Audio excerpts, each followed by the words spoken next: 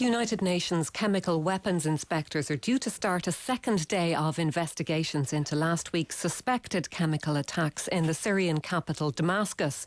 In Washington's most forceful reaction yet, the US Secretary of State John Kerry said there was undeniable evidence of a chemical attack, and he said America had additional information which it would make public in the days ahead.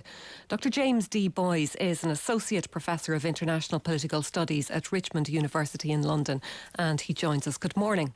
Good morning, Rachel. Nice to speak to you. How do you interpret John Kerry's comments? Because, as I said in the introduction, they sounded pretty forceful. They did indeed, and this is really quite remarkable. For the last year at least, the White House has hedged on this issue ever since Barack Obama went off the record and made an off-the-cuff remark about crossing red lines. And now all of a sudden John Kerry is talking about real and compelling evidence. Now this is remarkable because, of course, don't forget, the UN weapons inspectors have only just gotten access, so they can't possibly have had time to determine who launched these attacks or the nature of them. So one wonders what it is that Washington believes it knows now that it didn't know a year ago.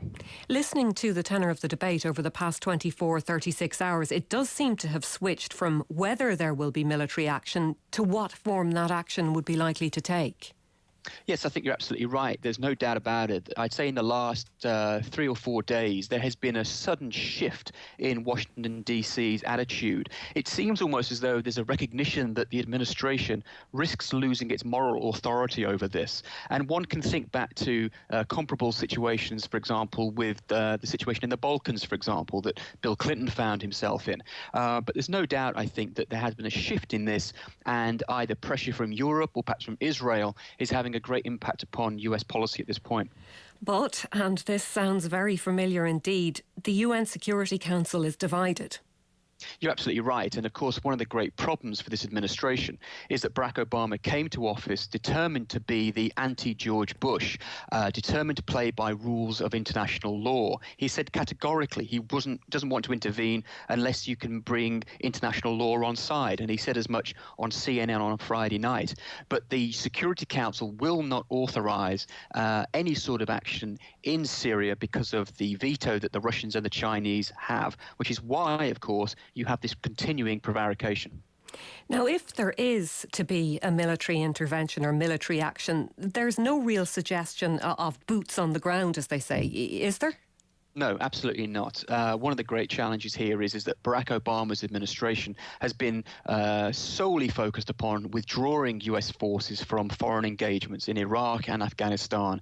They have no stomach to put troops on the ground. European forces have no stomach for that. So what we'd be talking about here, at the very minimum, I would suspect, would be a series of cruise missile strikes upon key targets, maybe the use of some aircraft or unmanned aerial drones. But no one here is talking about putting an armed incursion into Syria.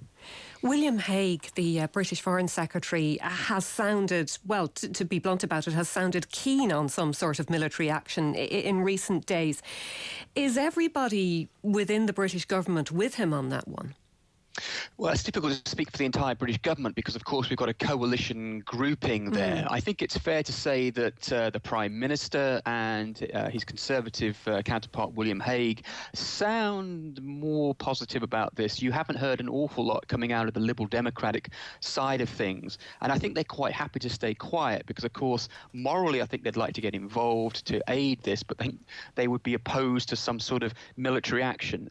It's fair to say, of course, that it's all very well and good for the British and the French to talk about the moral obligations here. But if push comes to shove, this will be an American-led operation. So Britain and France, I think, is trying to talk up the engagement whilst recognising that they would be very much playing second fiddle to any American involvement. Dr. James Boys, thank you very much for talking to us.